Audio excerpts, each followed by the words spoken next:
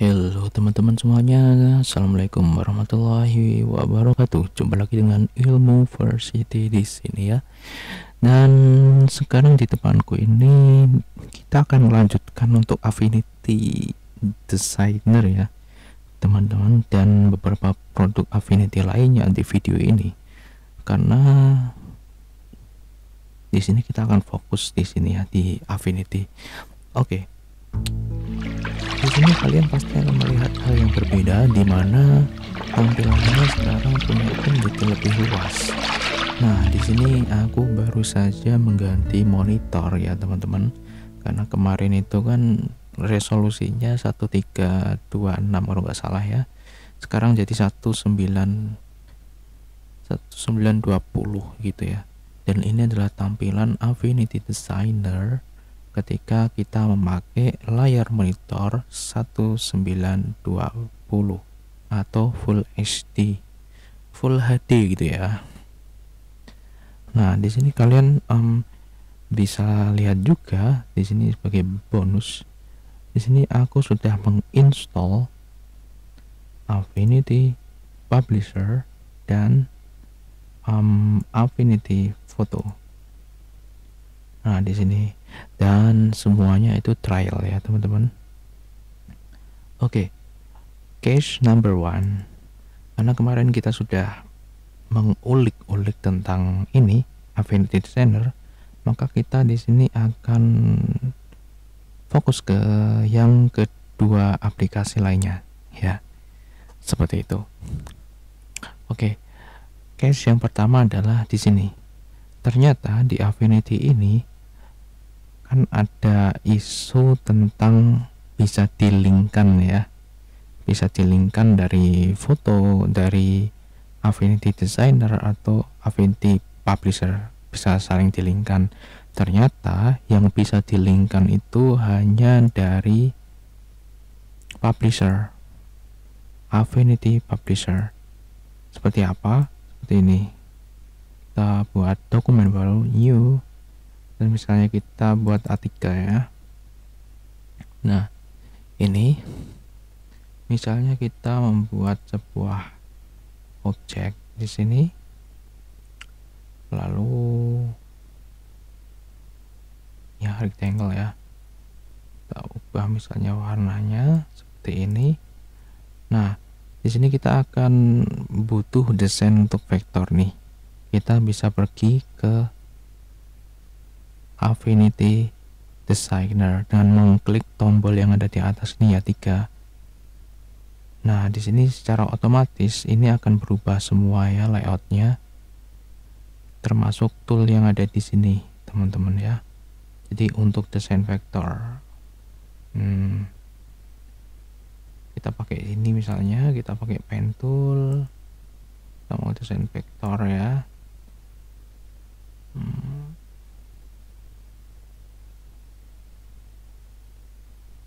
Oke, misalnya seperti ini, kita mau desain kayak gini, kita kasih warna, lalu kita duplikat TRLV. Nah, seperti ini, lalu kita kasih ini shaping ya, seperti ini, klik. Nah, kita kasih subtract kali ya. Nah, seperti ini misalnya. Kita copy lagi,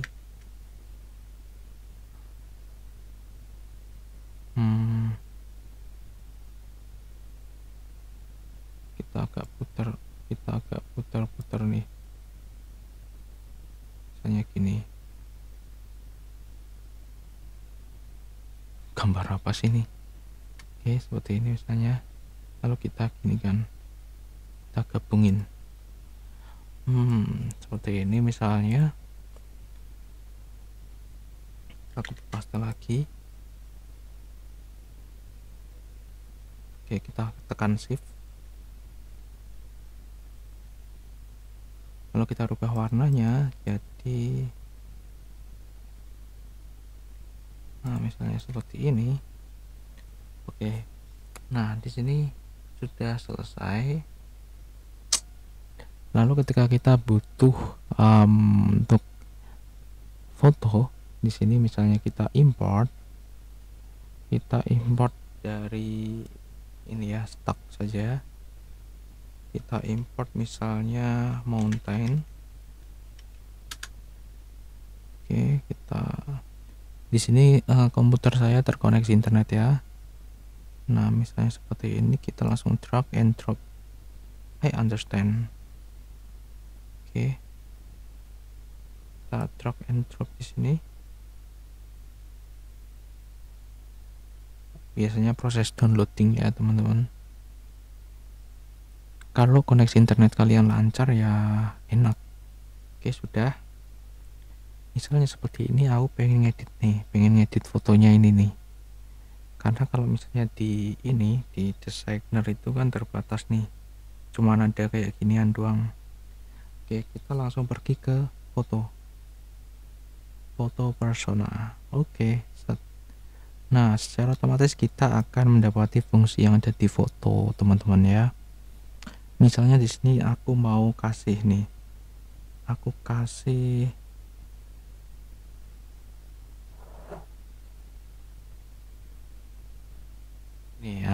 curves. Sini aku kasih curve ya. Misalnya di sini kita agak naikin.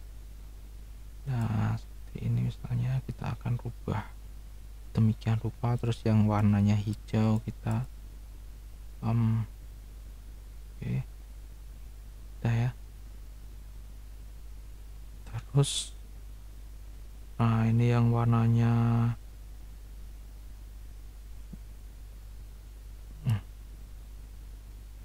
cyan, coba kita ganti. Nah, ini oke. Terus kita ganti yang magenta, berarti yang merah. Nah, ini bisa ya teman-teman, kita tambahin vibrance. Nah, ini kita kasih vibrance. Oke.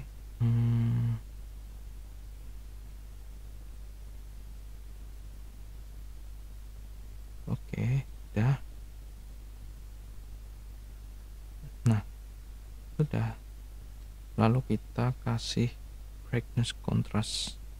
Coba ya.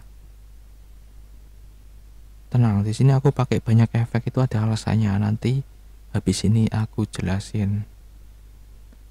Oke, seperti ini sudah. Kira-kira seperti ini aja ya. Ini kita udah pakai beberapa efek ya. Nah, lalu kita pergi ke bagian layer. Nah, di sini kalian bisa lihat di bagian atas ini ada adjustment. Nah, ini kalian lihat nih.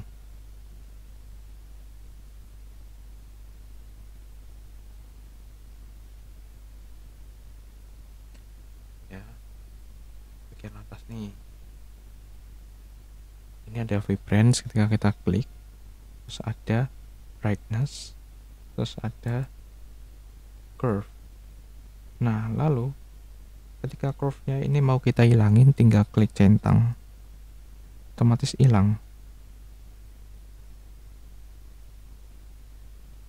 Begitu juga dengan ini, sama, kita mau ngilangin efeknya ini ya. Jadi fungsinya seperti ini ya teman-teman.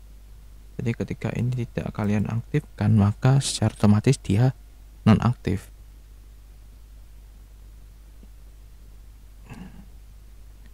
Nah, seperti halnya ini ya teman-teman. Nah, jadi biar tidak mengenai semua objek, kita bisa tarik di sini ya.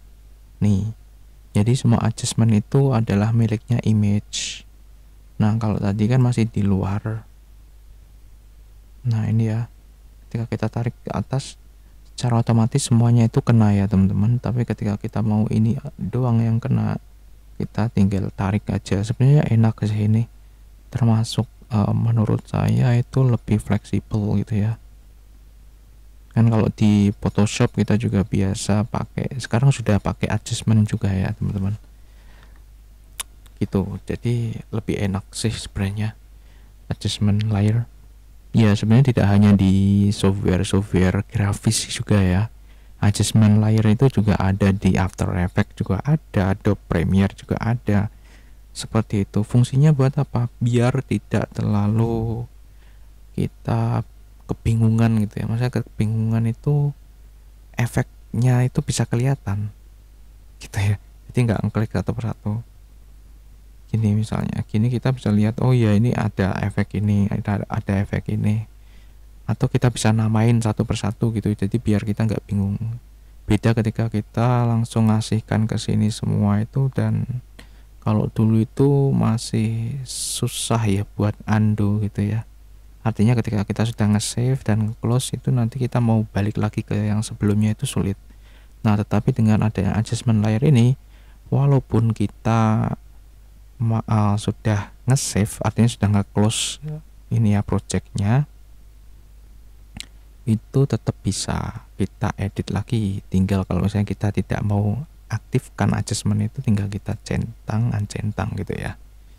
Kita pakai centang uncentang seperti itu ya teman-teman. Jadi lebih mudah, lebih enak, dan ya karena ini memang fitur terbaru ya, lebih kekinian kali ya. Seperti itu. Dan ini adalah fungsi yang pertama ya. Jadi ini kita bisa beralih antara satu ini dari publisher ke sini designer, terus ke foto secara bersamaan di sini ya. Kalau bersamaan atau bergantian dalam satu aplikasi ini ya, dalam satu aplikasi Affinity Publisher. Nah kita bisa balik lagi ke Affinity Publisher. Oke, kembali lagi seperti ini. Dan Affinity Publisher ini ya memang kalau dilihat dia mirip-mirip InDesign gitu ya teman-teman. Jadi kalau misalnya kalian biasa pakai InDesign itu, kalian tidak terlalu sulit untuk menyesuaikan. Nah sedangkan sama sih sebenarnya kayak ini yang designer sama yang foto. Jadi lebih ke designer itu lebih ke Adobe Illustrator, dan ini foto itu lebih ke Adobe Photoshop. Jadi kalau misalnya kalian sudah familiar dengan ketiga software itu, ya mungkin kalian lebih mudah juga di sini untuk mempelajari software ini. Nah, tetapi di sini ternyata tidak bisa ketika kita buka pakai ini ya. Misalnya kita bukanya di sini di designer, kita tidak bisa menuju ke publisher. Begitupun juga yang foto. Mana ya? Yang foto juga tidak bisa ke designer. Seperti itu ya teman-teman. Jadi semua itu digabunginnya itu di publisher ya. Jadi digabunginnya itu di publisher teman-teman ya. Jadi misalnya ya, ini kalian misalnya beli ini ya, kalian beli yang foto sama yang designer itu tidak bisa nyambung teman-teman ya. Nyambung kayak gini gitu ya. Kecuali kalau misalnya kalian beli salah satu. Jadi kalian beli yang ini Affinity Publisher sama designer misalnya. Ya kalian bisa pakai itu doang. Dua itu doang di sini, dan ini masih kosong, nggak bisa. Nah kalau misalnya kalian beli tiga-tiganya ya ini bisa lebih fleksibel, enak, dan tidak memakan waktu gitu ya. Alias kita bisa langsung edit di sini tanpa harus save as, import lagi gitu, tanpa harus seperti itu. Dan kalau misalnya kita rubah ya otomatis semuanya ngerubah gitu. Sepertinya itu. Nah sebenarnya di sini aku kemarin mengulik-ngulik Affinity Designer. Di situ aku, nah ini dia Inkscape ya teman-teman. Ya memang sebenarnya sudah lama. Ini spoiler aja ya. Nah tetapi sekarang Inkscape kok menurutku peningkatannya lumayan bagus banget ya ternyata ya. Nah kalau misalnya nih kalian tebak, kalau misalnya kalian buka ini ya Inkscape seperti ini, apa yang terbayang dari pikiran kalian? Kalau saya sendiri sih ini aku jadi keingat Corel Draw ya. Jadi layoutnya yang seperti ini tuh kayak Corel Draw teman-teman. Jadi kalau misalnya kalian biasa pakai Corel Draw akan lebih mudah di sini ya. Misalnya kalian buat objek terus kalian ini klik terus kalian mau buat shaping di sini, ini juga bisa teman-teman langsung sekarang. Misalnya kalian copy paste lagi Ctrl C Ctrl V, kita kasih gini, kita kasih buat lagi path difference, sekarang bisa juga. Oke, ini spoiler aja ya teman-teman. Kira-kira tertarik nggak kalau misalnya bahas Inkscape? Nah, tapi kita fokus ke sini dulu ya. Ya memang kalau Inkscape itu kan dia memang software yang gratis ya teman-teman. Gratis. Oke, tapi ya memang dia softwarenya alone ya, maksudnya nggak seperti ini. Jadi tidak bisa tuh kan, tidak bisa seperti ini ya teman-teman. Jadi khusus vektor aja seperti itu. Dan lagi kita bisa buat teks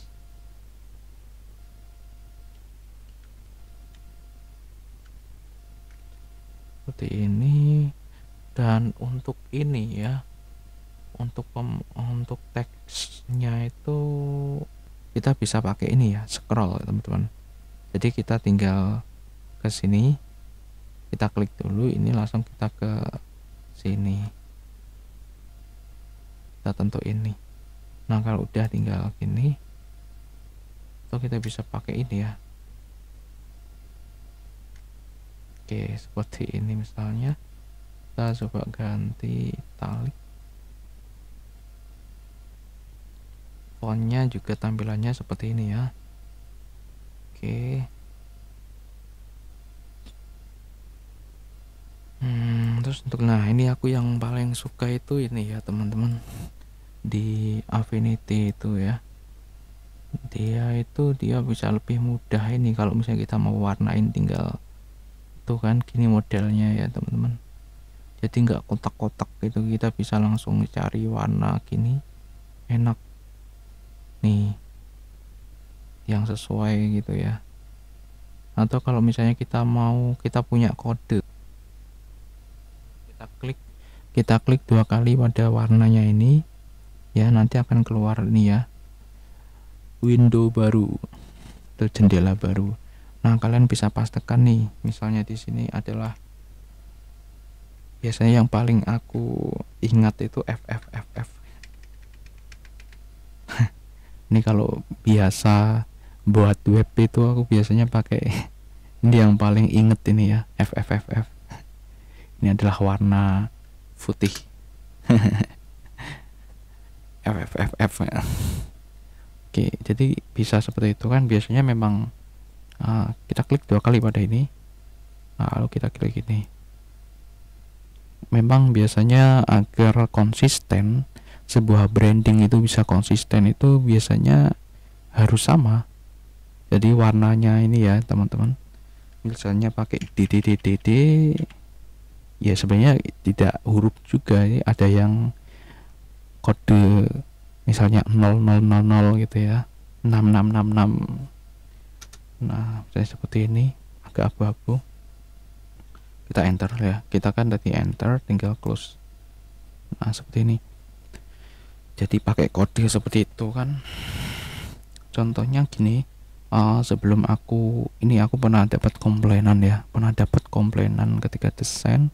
Jadi pas aku pakai monitor yang sebelumnya itu, ternyata dia memiliki variasi warna yang berbeda. Artinya entah kenapa warna yang ada di monitor sama yang dicetak itu jadi beda gitu ya, seperti itu. Dan di sini aku monitornya tuh pakai LG MK430 ya, yang udah IPS. yang panelnya IPS, dan warnanya udah lumayan menurutku. Ya semoga nggak beda lagi ya seperti itu, karena warna itu buat branding juga penting ya teman-teman, jadi agar konsisten gitu ya. Oke, di sini kita juga bisa pick dari warna referensi warna lainnya. Jadi untuk picknya ini, pick warnanya itu ternyata gini ya teman-teman. Jadi kita tarik sini, kita klik kiri, tarik, tahan ya, tahan, kita langsung seleksi nih warna apa. Misalnya ini hijau, kita langsung letakkan di sini, kita lepaskan ya. Klikkan kita dari mouse-nya, dilepaskan, secara otomatis dia akan jadi hijau. Setelah itu baru kita klik. Nah, ini ada keuntungannya juga sih. Jadi ini color picture-nya ini udah tertahan ya, dia warnanya hijau. Jadi ketika kalian mau beralih ke sini, tinggal kalian klik gini aja, ini udah berubah tanpa harus kalian pick lagi. Oke, seperti itu. Itu sekilas untuk warna ya teman-teman. Kira-kira seperti itu dulu untuk pembahasannya. Sampai jumpa di tutorial yang selanjutnya. Bye.